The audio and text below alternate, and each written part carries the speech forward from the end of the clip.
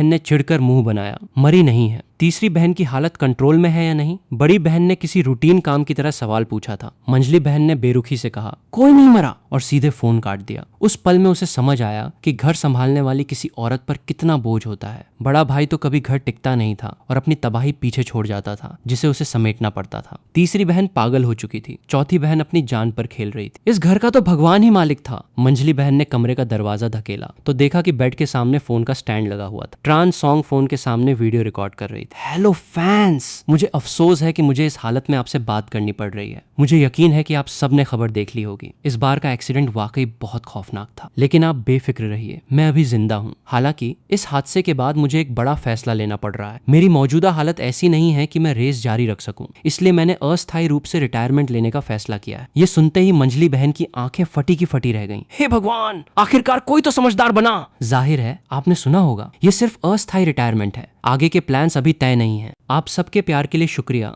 आपकी जिंदगी मंगलमय हो। वीडियो पूरा होते ही मंझली बहन बैठ गई। उसने केयरटेकर का लाया फल उठाकर मुंह में डाला और ताना मारते हुए बोली, क्या सचमुच रिटायर हो रही हो? कहीं छोटे फान को बेवकूफ तो नहीं बना रही? ट्रांस सॉन्ग ने अपनी हिलने वाली उंगलियों से वीडियो अपलोड किया, फिर मंझली बहन को घूर कर देखा। मंझली बहन, तुम्हें इस वक्त ताने मारने की जरूरत नहीं है। बचपन से लेकर आज तक क्या मैंने छोटे फान से किया कोई वादा तोड़ा है? मैंने कहा कि मैं रिटायर हो रही हूँ तो मतलब हो रही हूँ। उसने मंझली बहन को आंखें दिखाई, फिर मुंह बनाया। वीडियो अपलोड होते ही इंटरनेट पर नंबर 1 पर ट्रेंड करने लगा। नेटिजन्स के बीच हड़कंप मच गया। क्या बकवास है, सचमुच रिटायरमेंट? वो तो इंटरनेशनल लेवल पर गोल्ड जीतने वाली खिलाड़ी थी, ऐसे कैसे संन्यास ले सकती है? कितने अफसोस की बात है, मैंने तो अभी अभी उसे फॉलो करना शुरू किया था। ट्रांस सॉन्ग ने फोन बंद कर दिया और इंटरनेट की बहसों पर ध्यान देना छोड़ दिया। तभी मैं कमरे में दाखिल हुआ। हाँ, ये हुई ना बात। उसका वीडियो देखकर मुझे तसल्ली हुई और मैंने सिर हिलाया। ट्रांस सॉन्ग की नजरें मुझ पर टिक गईं। उसने मुझे ऊपर से नीचे तक देखा, फिर बगल में बैठी मंझली बहन को देखा। अरे, इतने साल बीत गए, फिर भी छोटा फान बिल्कुल वैसा ही क्यों दिखता है? जरा अपने चेहरे की झुर्रियां देखो, इसमें तो कोई छोटा बच्चा भी छुप जाए। ट्रांस सॉन्ग की जबान बचपन से ही सबसे जहरीली थी। अब जब पूरे शरीर में सिर्फ उसकी जबान और उंगलियां काम कर रही थीं, तब भी वो बाज नहीं आ रही थी। मैं तुमसे बहस नहीं कर सकती। छोटा फान, तुम इन 10 सालों में कहाँ थे? तुम हमसे मिलने वापस क्यों नहीं आए? हम सब तुम्हारी कितनी चिंता कर रहे थे। आखिरकार उसने दिल से एक बात कही, लेकिन इस सवाल का जवाब मेरे पास भी नहीं था। कार एक्सीडेंट हुआ और फिर मैं 10 साल आगे की दुनिया में आ गया। अगर ये बात मैंने कह दी तो मंझली बहन मुझे सीधे मेंटल हॉस्पिटल भिजवा देगी। बहुत लंबी कहानी है, फिर कभी आराम से बताऊंगा। मैंने बात टाल दी। तभी फोन की घंटी बजी। ट्रांस सॉन्ग ने चिढ़कर फोन उठाया, लेकिन दूसरी तरफ से आ रही आवाज उससे भी ज्यादा भड़की हुई थी। तुम मुझसे खेल खेल रही हो क्या? मैंने अगली इंटरनेशनल चैंपियनशिप के लिए रजिस्ट्रेशन करवा लिया था ताकि तुम्हारे साथ आर पार का मुकाबला कर सकूं,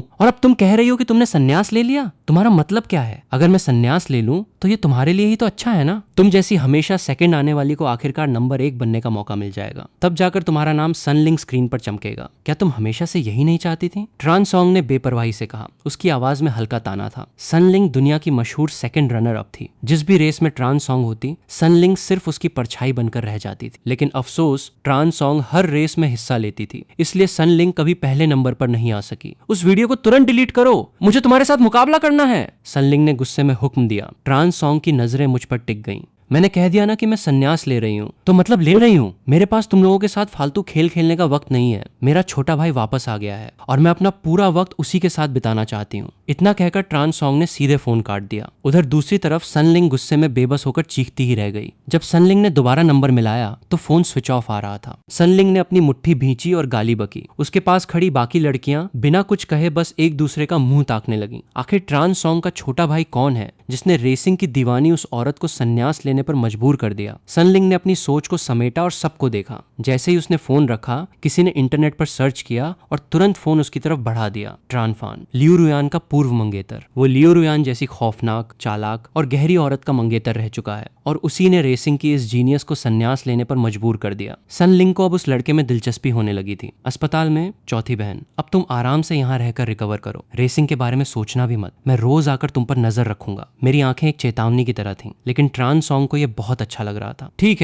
है, मैं तो यही चाहती हूँ। ट्रान गियांग ने अपनी कनपटी सहलाई और कमर में टंगी कार की चाबी मेरी तरफ फेंक दी। मेरी ये कार तुम रख लो और चलाओ। इस दौरान अपनी पसंद की कोई नई कार चुन लो, मैं तुम्हें गिफ्ट करूंगी। हाथ में मैक्लारेन की चाबी देखकर मैंने भौहें उठाई। तो फिर मैं इसी मैक्लारेन को चुन लेता हूँ। ट्रान गियांग ने बेबस होकर मुस्कुराते हुए कहा। मुझे पता था तुम्हें यही पसंद आएगी। ठीक है, ये कार तुम्हारी हुई। अस्पताल में पूरी दोपहर बिताने के बाद मैं घर लौटने की तैयारी करने लगा। शायद काफी समय से गाड़ी न चलाने की वजह से जैसे जैसे ही मैंने रेस पर जोर से पैर दबाया, कार इतनी तेजी से आगे भागी कि मैं संभल नहीं पाया। मेरी कार सीधे आगे वाली गाड़ी के पिछले हिस्से से जा टकराई। अरे, तुम्हें गाड़ी चलाना आता भी है या नहीं? पार्किंग लॉट में अचानक एक चिल्लाने की आवाज गूंजी। आगे वाली गाड़ी से एक औरत नीचे उतरी। मैंने बेबसी से अपना सिर पीटा और अनजाने में मंजली बहन को कॉल करने के लिए फोन उठाया, लेकिन नंबर ढूंढने से पहले ही कार के कांच पर थपथपाने की तेज आवाज आई। बाहर खड़ी औरत ने अपना धूप का चश्मा उतारा। उसका खूबसूरत चेहरा इस वक्त गुस्से से लाल था। मुझसे थोड़ी लापरवाही हुई और फोन हाथ से छूटकर सीट के नीचे जा गिरा, जिससे अनजाने में एक नंबर डायल हो गया। तुमने मेरी नई गाड़ी ठोक दी, अभी अभी शोरूम से निकाल कर लाई थी। अब बताओ इसका हर्जाना कैसे भरोगे? वो औरत कार की छत पर हाथ रखकर थोड़ा नीचे झुकी और अंदर बैठे मुझे घूरने लगी। अरे, ये चेहरा तो जाना पहचाना लग रहा है। सनलिंग ने फोन निकालकर ट्रानफान की फोटो सर्च की। स्क्रीन पर साफ साफ वही चेहरा चमक रहा था जो उसके सामने बैठा था। 10 साल बीत जाने के बाद भी ये इंसान बिल्कुल वैसा ही कैसे दिख सकता है? क्या ये उल्टा बूढ़ा हो रहा है? I am really sorry. हर्जाने का पूरा खर्चा मैं उठाऊंगा, इंश्योरेंस के हिसाब से क्लेम कर लीजिए। सनलिंग ने भौहें सिकोड़ी, लेकिन वो अभी यहाँ रुक नहीं सकती थी। मुझे एक जरूरी काम से जाना है। ये कहते हुए सनलिंग ने बिना किसी औपचारिकता के मेरी बगल वाली सीट की तरफ देखा। मैंने भी बिना हिचकिचाहट के कहा, आप कैब ले लीजिए, मैं पैसे ट्रांसफर कर देता हूँ। इतना कहकर मैं सीट के नीचे गिरा फोन ढूंढने झुक गया। जैसे ही मैंने फोन उठाया और जलती हुई स्क्रीन को देखा, उस पर साफ साफ 3 शब्द लिखे चमक रहे थे, लियू रुयान। पल भर के लिए मेरी सांसें थम गईं। कॉल का टाइमर बढ़ता जा रहा था। तब जाकर मुझे होश आया कि मैंने गलती से लियू रुयान को फोन मिला दिया था। थोड़ी ही देर में ब्रेक की एक तीखी आवाज ने पार्किंग लॉट के सन्नाटे को चीर दिया। एक लंबी रोल्स रॉयस थोड़ी दूरी पर आकर रुकी। कार का दरवाजा खुला और एक औरत का रोबदार अंदाज सामने आया, जिसे देखकर सनलिंग भी पल भर के लिए खामोश हो गई। पीछे से आए असिस्टेंट ने हैरान परेशान खड़ी सनलिंग से कहा, मैडम, एक्सीडेंट का मामला मैं संभाल लूंगा। आपकी जो भी मांग हो आप मुझसे कह सकती हैं। लियू रुयान थोड़ा नीचे झुकी। उसकी पतली उंगलियों ने मेरी कार की खिड़की पर दस्तक दी। उसके लहजे में एक शिकायत भरी मिठास थी। फिर से कोई मुसीबत खड़ी कर दी? उसके पतले होंठों पर एक हल्की सी मुस्कान आ गई। बाहर आओ। लियू रुयान के आने से मुझे अजीब सा सुकून महसूस हुआ। लियू रुयान ने आदत के मुताबिक हाथ बढ़ाकर मेरा हाथ थाम लिया। चलो, तुम्हें घर छोड़ देती हूँ। मैं अभी संभल भी नहीं पाया था कि लियू रुयान ने मुझे खींचकर अपनी कार में बिठा लिया। क्या तुम उस औरत को जानते हो? लियू रुयान की भारी आवाज ने खामोशी को तोड़ा। मैंने तुरंत सिर हिलाया, नहीं जानता। यह सुनकर लियू रुयान की नजरें गंभीर हो गईं। उसने सनलिंग के फोन की स्क्रीन पर लिखा। सब कुछ साफ साफ देख लिया था। साफ था कि उस औरत का इरादा कुछ और ही था।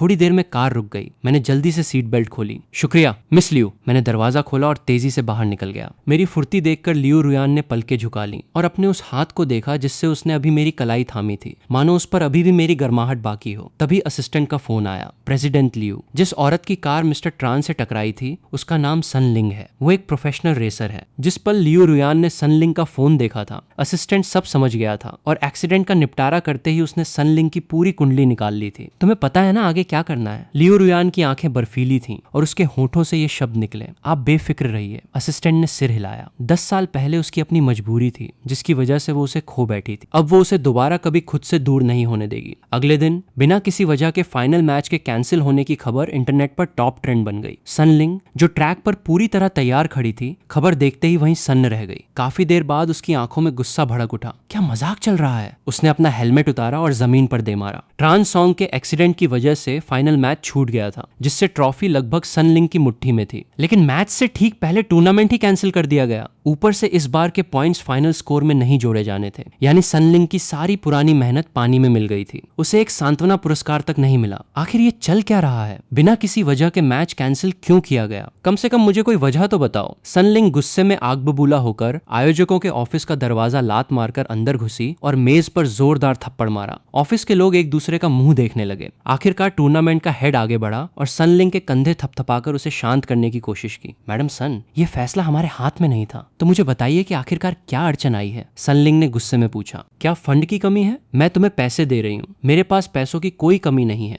तो मुझे टूर्नामेंट में पार्टिसिपेट क्यों नहीं करने दिया जा रहा? टोन लैम गुस्से में अपना कंट्रोल खो चुकी थी। उसने डायरेक्टर का हाथ झटक दिया। मास्टर टोन, ये सच में हमारे हाथ में नहीं है। ये डायरेक्टर लियू का ऑर्डर है, हम उनकी बात मानने के लिए मजबूर हैं। डायरेक्टर ने बेबसी में हाथ जोड़े। टोन लैम ने अपने दांत भींचे और उसकी मुट्ठियां कस गईं। बहुत बढ़िया लियू न्यूयेन, सिर्फ कल रात की बात की वजह से तुम जानबूझकर मुझे टारगेट कर रही हो। टोन लैम का गला कड़वाहट से भर गया और वो मुड़कर चली गई। उसे जाते देखकर ऑर्गेनाइजिंग कमेटी के लोग बेबसी से आहें भरने लगे। सब बेकार गया। वैसे तुमने क्या किया था जो डायरेक्टर लियो को इतना गुस्सा दिला दिया? उन्होंने तुम्हें हटाने के लिए ऑर्गेनाइजिंग कमेटी की अपनी पोजीशन तक का इस्तेमाल कर लिया। डायरेक्टर ने सिर पकड़ लिया। फालतू की बातें मत करो। टोन लैम कार में बैठी और एक्सीलेटर दबाया। कार लियो कॉर्पोरेशन की बिल्डिंग की तरफ तेजी से भागी। लियो न्यूयेन, तुम सच में एक नीच औरत हो। टोन लैम ने दांत भींचे और स्टीयरिंग व्हील पकड़े। उसके हाथ सफेद पड़ गए। माफ कीजिए मैडम, बिना अपॉइंटमेंट के आप डायरेक्टर लियो से नहीं मिल सकती। रिसेप्शनिस्ट ने बिना किसी झिझक के टोन लैम को रोक दिया। टोन लैम हंसी और रिसेप्शनिस्ट की तरफ उंगली उठाई।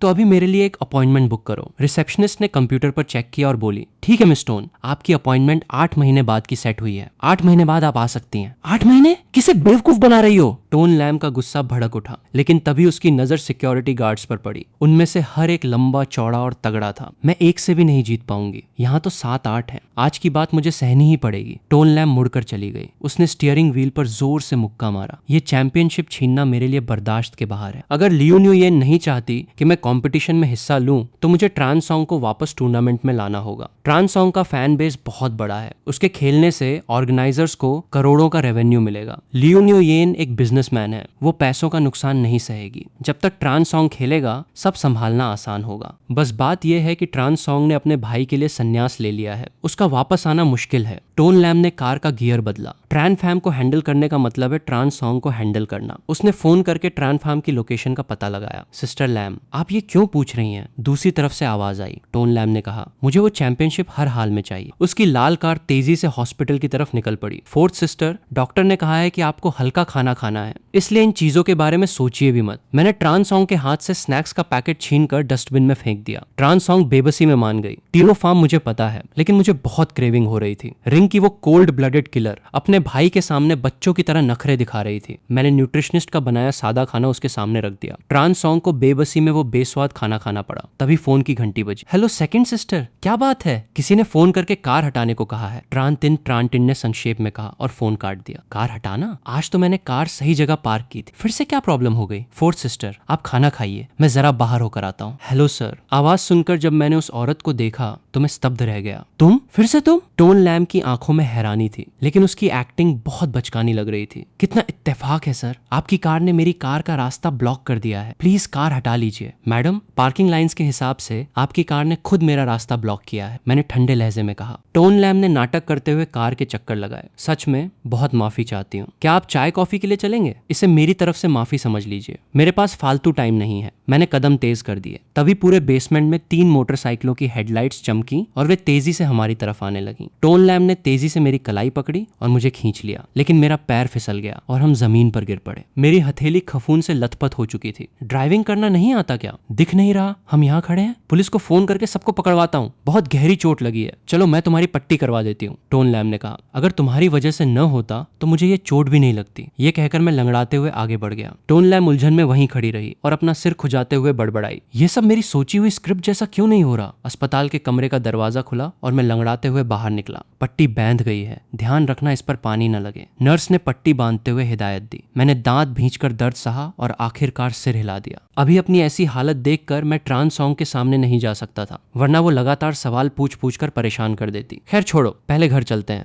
मैंने अपनी फोर्थ सिस्टर को फोन किया। फोर्थ सिस्टर, मुझे एक काम से जाना पड़ रहा है, आप आराम कीजिए। तभी ठीक मेरे सामने एक मॉडिफाइड कार आकर रुकी। कार का शीशा नीचे हुआ और फिर वही जाना पहचाना चेहरा सामने था। हे, क्या मुझे अपनी गलती सुधारने का एक मौका दे सकते हो? टोन लैम ने थोड़ा झुककर मेरी तरफ देखा। इस वक्त उसका चेहरा थोड़ा सच्चा लग रहा था। मैंने फोन काटा और उस औरत को इग्नोर करते हुए लंगड़ाते हुए आगे बढ़ने लगा। टोन लैम ने अपनी कार धीरे धीरे मेरे बगल में चलाए रखी। सुनो ट्रांसफॉर्म! उसके मुंह से यह सुनते ही मैं चौंक गया। इसे मेरा नाम कैसे पता? टोन लैम ने अपना गला साफ किया और हाथ हिलाया। मैं बस माफी मांगना चाहती हूँ, मैं उसकी बातों में नहीं आने वाला था। मैंने ठंडे लहजे में पूछा, तुम्हें मेरा नाम कैसे पता? क्योंकि मैं तुम्हारी बहन ट्रांसोंग को जानती हूँ। टोन लैम ने काफी ईमानदारी से जवाब दिया, मुझे तुमसे एक काम है। ये बात उसने सच बोली थी। मैं आगे बढ़ा और टोन लैम की कार का अगला दरवाजा खोलकर बैठ गया। मुझे खाना खिलाओ, जगह मैं चुनूंगा। टोन लैम की आंखें चमक उठी। जरूर। हुआ दिन रेस्तरां। तुमने प्राइवेट रूम बुक कर रखा है ना? क्या मैडम को पहले अपना इंट्रोडक्शन नहीं देना चाहिए? मैंने अपनी भौहें उठाई और सीधे मुद्दे पर आया। टोन लैम बिना किसी झिझक के पीछे टिक कर बैठ गई और गर्व से सिर उठाकर बोली, अगर तुम ट्रांसोंग के मैचों में इंटरेस्ट रखते हो तो मुझे जरूर जानते होंगे। वो औरत मुझे बड़ी अकड़ से देख रही थी, लेकिन अगले ही पल जब जब मैंने बिना किसी औपचारिकता के सीधी बात कही तो उसकी स्माइल वहीं जम गई। उसने शर्मिंदा होकर अपनी ठुड्डी को सहलाया। शॉर्ट में कहें तो मैं और तुम्हारी बहन राइवल्स हैं। इस बार मैं तुमसे एक हेल्प मांगने आई हूँ। टोन लैम सीधे काम की बात पर आई। मुझे पता है कि वो तुम्हारी वजह से रिटायर हुई है। क्या तुम उसे समझा सकते हो ताकि वो रिंग में वापस लौट आए? उसकी बात खत्म होते ही प्राइवेट रूम में सन्नाटा छा गया। मेरा चेहरा काला पड़ गया। मैंने चाय का कप उठाकर एक घूंट लिया और शांत आवाज में कहा, मिस टोन, आपको पता होना चाहिए कि मेरी सिस्टर अभी इंजर्ड है। टोन लैम ने तेजी से सिर हिलाया। मुझे पता है, लेकिन मैं ये नहीं कह रही कि वो अभी खेले। मैं बस इतना चाहती हूँ कि तुम उसे समझाओ कि वो रिटायरमेंट न लेफ्टिनेंट। उस औरत की इस बेतुकी और बकवास डिमांड को सुनकर मेरी आंखों में गुस्सा तैर गया। ये काम मुझसे नहीं होगा। ये कहकर मैं उठा और मुड़कर जाने लगा। रुको! टोन लैम खड़ी हो गई। उसकी आवाज में हड़बड़ाहट थी। मैंने उसकी बातों पर ध्यान नहीं दिया। दरवाजा खोला और बाहर निकल गया। चोट लगी होने के बावजूद मेरे कदम तेज थे। टोन लैम बेबस होकर दरवाजे पर खड़ी रही। सिर खुजाते हुए वो बड़बड़ाई, ये सही नहीं हुआ, ऐसा कैसे हो गया? तभी उसका फोन बजा। हेलो बड़े भाई, क्या सिचुएशन है? दूसरी तरफ से उत्सुक आवाज आई। टोन लैम ने आंखें घुमाई और कुर्सी पर बैठ गई। ये कैसा बेवकूफाना प्लान बनाया था तुमने? वो तो मुंह फेर कर चला गया। अब मैं यहाँ अकेली बैठी हूँ। ऐसा तो नहीं होना चाहिए था। अचानक मिलने का सीन क्रिएट करो, फिर खाने पर ले जाओ और बातों बातों में काम निकालो। ये ट्रिक तो मेरी कभी फेल नहीं हुई। दूसरी तरफ से खुद पर शक जताती आवाज आई। टोन लैम ने नजरें झुकाकर सोचा। उसकी आंखों में झिझक थी। जानबूझकर कार हटाने का ड्रामा करना कोई अचानक मुलाकात नहीं थी। फिर खाने पर ले जाने की बात भी जबरदस्ती की लग रही थी और आखिर में सीधे मुंह पर अटैक कर देना। ये सब स्क्रिप्ट के बिल्कुल उल्टा चला गया। मुझे मतलब नहीं है। आज के बाद अपनी ये फालतू थ्योरीज मुझे मत बताना। दूसरों का टाइम वेस्ट करते हो। टोन लैम ने छिड़कर कहा और फोन काट दिया। वो रूम से बाहर निकली। बाहर जाने के लिए एक छोटे से पुल से होकर गुजरना पड़ता था। मैंने पीछे मुड़कर देखा और ये कंफर्म करके कि टोन लैम पीछे नहीं आ रही है, अपने कदम धीमे कर लिए। मैंने एक ठंडी सांस भरी और सीढ़ियों पर कदम रखा। ठीक उसी वक्त हल्की सी हवा चली। फूलों की पंखुड़ियां हवा में उड़ने लगीं और पानी की सतह पर लहरें बनने लगीं। मैं सिर झुकाए चल रहा था और सामने से आ रही औरत पर मेरा ध्यान नहीं गया। वो औरत पीछे नहीं हटी बल्कि वहीं खड़ी रही। उसके होठों पर एक मुस्कान आ गई।